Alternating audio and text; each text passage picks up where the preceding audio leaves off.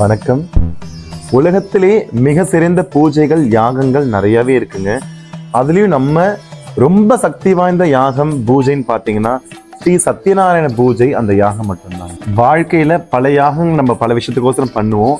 ஆனா நம்ம வேண்டி உடனே தர்றது எம்பெருமான் ஸ்ரீமன் நாராயணருக்கு பண்ற இந்த சத்யநாராயண யாகம் தாங்க. ஏன் சத்யநாராயண பூஜை பண்ணணும், ஏன் சத்யநாராயணனுக்கு ஒரு யாகம் வளர்த்தணும் அப்படின்னு பாக்குறது இந்த பூஜையோட சிறப்பு தான் அவங்களுக்கு சொல்ல போறாங்க. நாராயணருக்கு பல ஸ்வரூபங்கள் உண்டுங்க.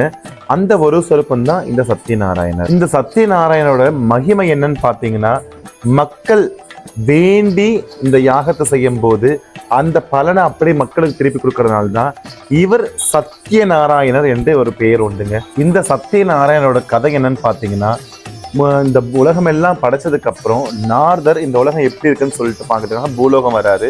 அங்க பாத்தீங்கன்னா பணக்காரனும் ஏதோ ஒரு கஷ்டப்பட்டு இருக்கான், ஏழையும் ஒரு கஷ்டப்பட்டு இருக்காருங்க.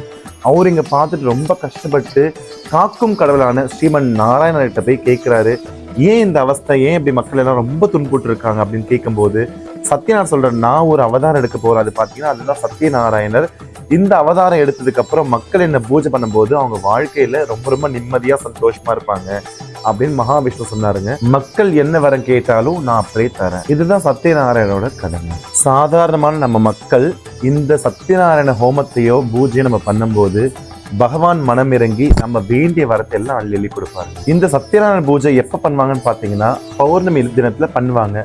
நம்ம திருக்கோயிலையும் இந்த பூஜையை பௌர்ணமி பண்ணிட்டு வரோம். நிறைய பேர் பாத்தீங்கன்னா கமெண்ட்ஸ்ல, மெசேஜ்ல, கால்ஸ்ல எல்லாருமே நீங்க இந்த சத்யநாராயண பூஜை பண்ணும்போது நாங்க பார்க்கணும் ஆசைப்படுறாங்க.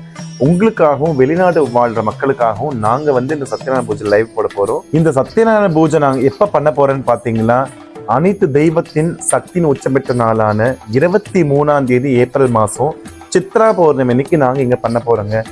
நாங்க மட்டும் இல்ல, நீங்க எல்லாருமே இந்த பூஜையில கலந்துக்கணும்னு நான் ஆசைப்படுறேங்க. நீங்க என்ன பண்ணணும்னு பாத்தீங்கன்னா, இந்த ஸ்கிரீன்ல தெரியுற கான்டாக்ட் நம்பரை கால் பண்ணி என்ன விவரம் தெரிஞ்சுக்கோங்க. இந்த பிரம்மாண்டமான சத்யநாராயண பூஜையில நீங்க எல்லாம் கலந்துக்கணும், நல்லா இருக்கணும்ன்ற ஒரே ஒரு நோக்கத்துக்கோசம் மட்டும்தாங்க நாங்க இதை பண்றோம்.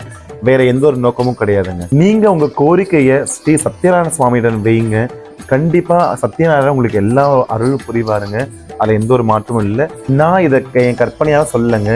எங்க கோயில நாங்க பண்ற சத்யநாராயண பூஜை நிறைய பேர் இங்க கலந்து பண்ணி நிறைய பேருக்கு எல்லா விஷயமும் சக்சஸ் ஆயிடுச்சு.